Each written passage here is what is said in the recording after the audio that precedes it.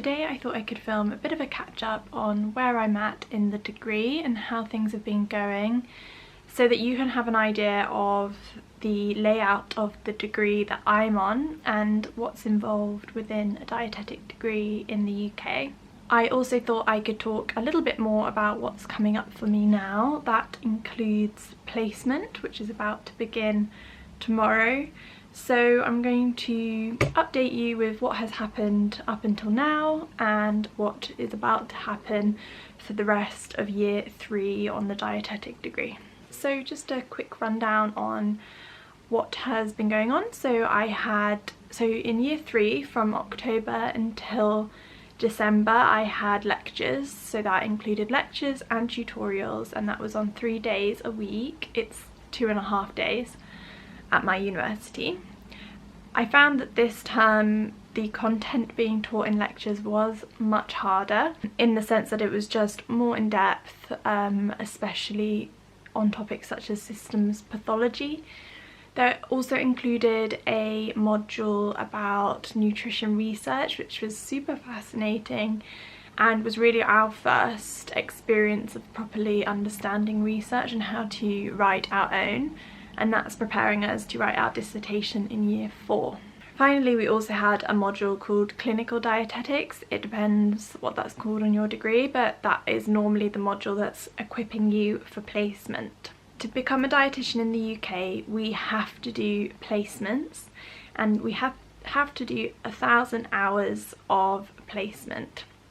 So that means 1,000 hours for us working within the NHS in a clinical setting, whether that's in the hospital or working within the community, and that has to be signed off by supervisors, and we need to create a portfolio of work from that placement.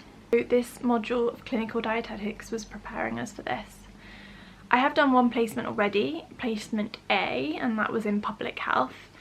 So this is my upcoming placement in placement B, which is my first one in a clinical setting.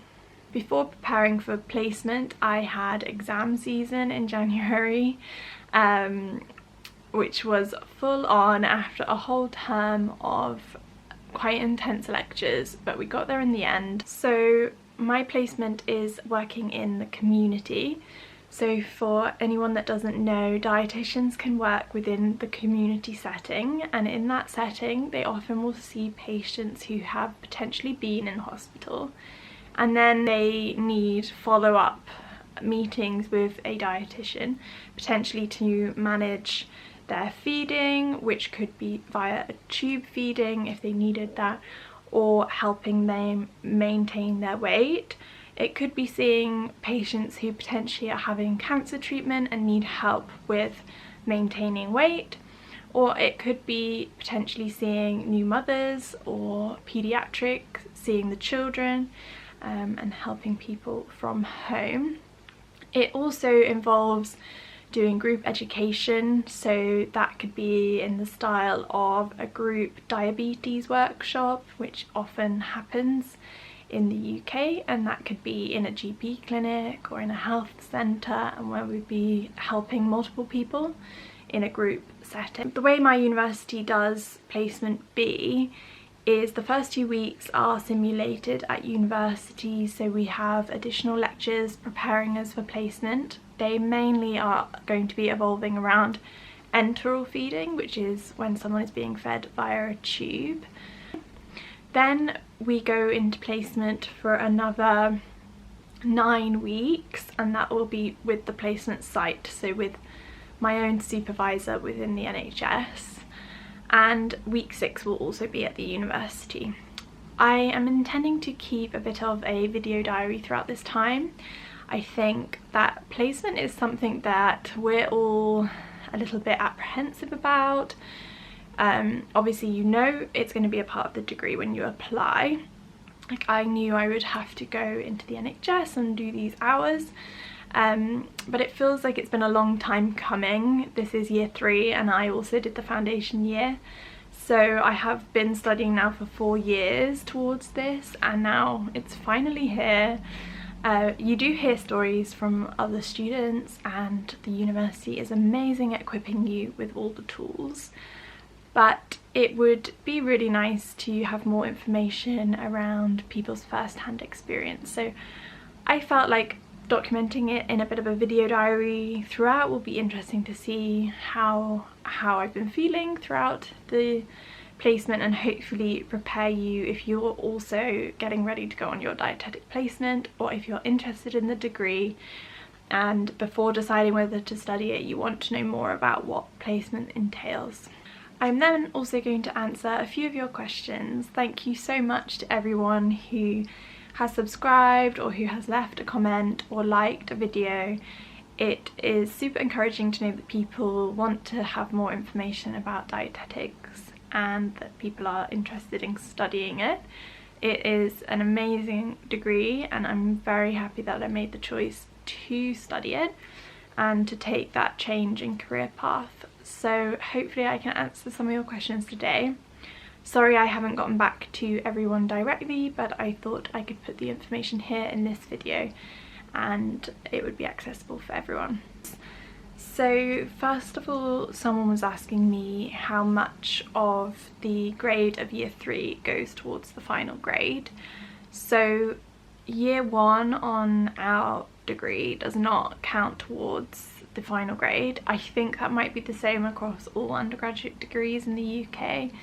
And then second year and third year and the 4th year all count towards the final grade. Also, something interesting for you about our degree, so with dietetics you do need to pass every module, and the pass grade on the 4-year degree is 35%, and that is 35% of each component of the module, so not just your average of the module. So that means that if you're doing an essay piece of coursework for one module and you've also got a written exam, each component needs to be over 35% to be able to pass that module. And if you don't pass, then you do get the opportunity to retake, and that retake will be capped at 40%, so no matter what you get in it, it will be capped at 40. You do get 2 chances to retake, and then if not, you will redo that module. So that means retaking all of the classes the following year. London Metropolitan is super supportive, and they can really help you through this process if you do need to retake an exam or a piece of coursework. You can also apply for mitigating circumstances if for whatever reason you can't complete an exam or a piece of coursework. Somebody else asked me about that they were thinking of studying dietetics but worried that they might struggle with the mathematics and chemistry sections. Whether, in my experience, I think that whether you have to be very good at those subjects to be able to do the dietetics degree, or whether passion and interest is enough. And I would say to this that the most important thing is passion and interest on this degree. In fact, I think that it's a degree that you very much need bucket loads of that, and it's not a degree to do if you think, oh, it kind of sounds interesting, maybe I'll give it a go, because it is long and there are lots of elements to it. Having passion and remembering why you started and why you want to learn all of this is important, because there's so many ways that people could potentially learn more about nutrition. But studying a dietetics degree is wanting to learn it at the highest level and be able to help people in the clinical setting. So it's important to have passion, and I definitely think that that's enough to be able to carry you through. There are mathematical and chemistry elements to the degree, it's unavoidable. However, my university are so supportive, and there are so many resources and people to help you be able to get through those elements. I would say with regards to maths, the main things we're often working out are BMI. There's lots of equations, so like the BMI equation, I think once you have practiced inputting it into a calculator. We always have our calculators with us. They can always be used. You're not being tested on mental maths or anything like that. You are able to use calculators. There aren't set math exams throughout the degree. Chemistry, there is more chemistry, especially metabolic biochemistry. That is a whole module on the degree. In year 2, that module came about for me. So that is an element that will have to happen. But again, I think that you would absolutely be able to get through the module with support. They really just want you to pass. Like, your lecturers are there to support you in your journey through studying, and I really think that you will be absolutely fine even if it doesn't come naturally to you. So definitely apply to the degree, utilize all the help on hand, and your passion will definitely be enough to get you through. Okay, I had a question asking how many days am I expected to go in, mainly during foundation year and the first year of the degree. So for me, it's always been 2.5 days. So I am doing it full time, is what they call this option, the full-time 4-year nutrition and dietetics degree. And the foundation year was also, but I've always been expected to go in 2.5 days. I would say that each term, those 2.5 days are different. You can push lecturers, like the head of your year, to try and get those days confirmed ahead of time if you're trying to arrange work life or family life or just other life things around it.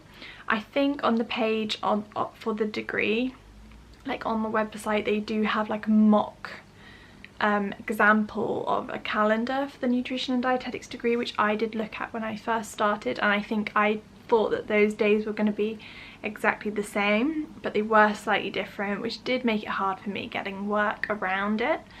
So I would say reach out. If you haven't applied for the degree yet and you're wanting to, you can definitely reach out to the university.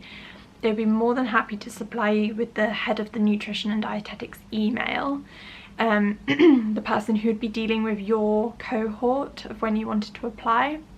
You can email them and try to ask them if, say you're thinking about September, whether they know roughly yet what days you'll be expected to come in, so then you can work around that. I was also asked what is the earliest time that classes begin.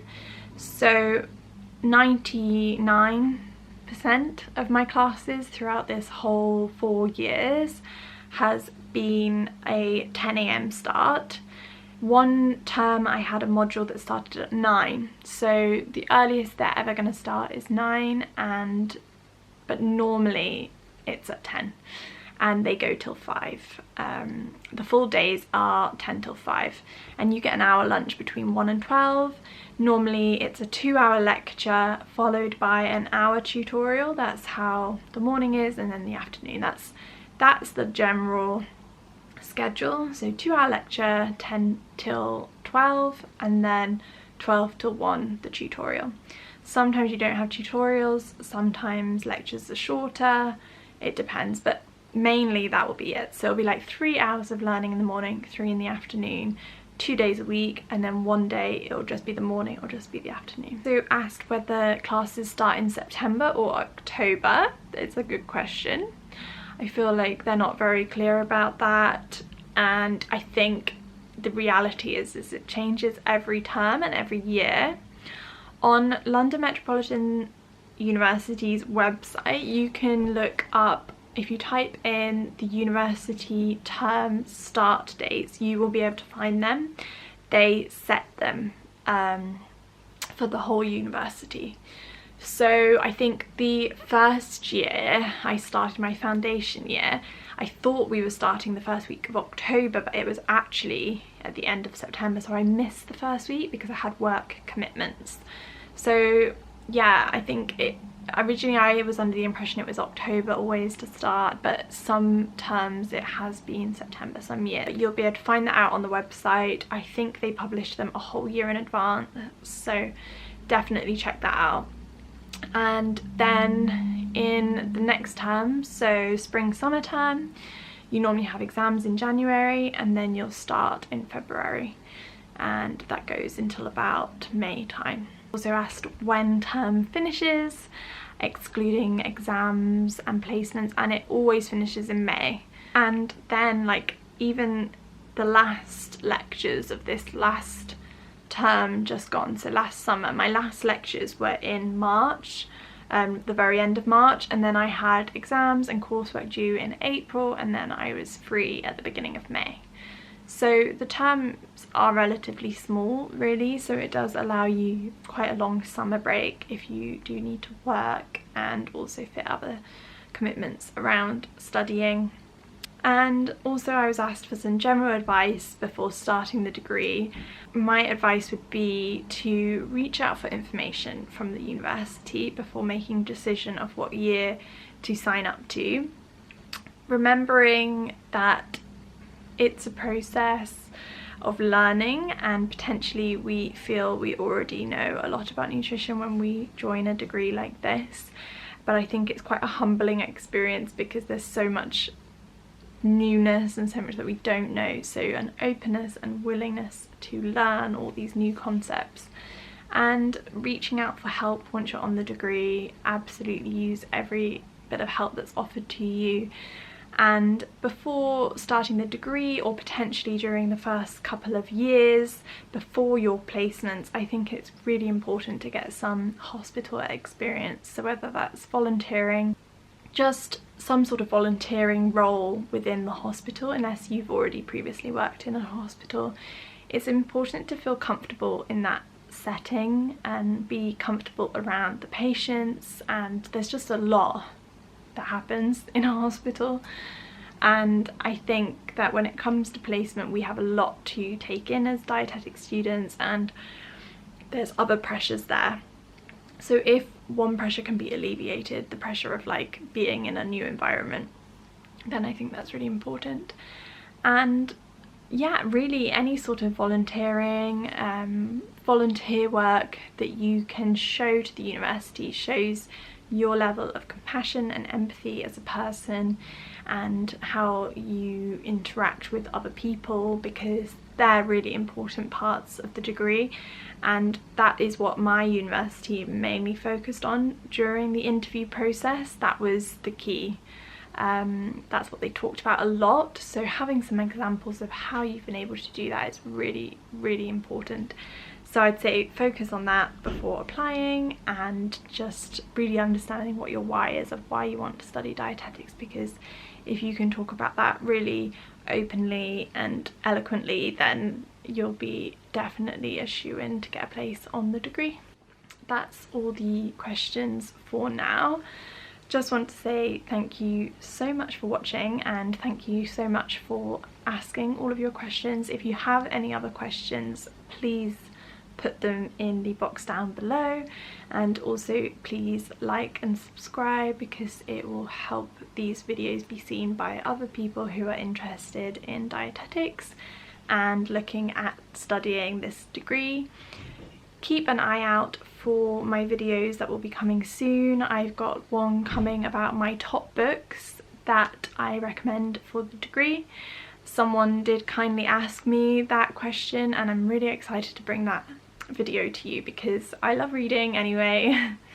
And I also have bought quite a few of the books over the years that they recommend on the reading list, so I really want to break down what I thought was worth it and what wasn't.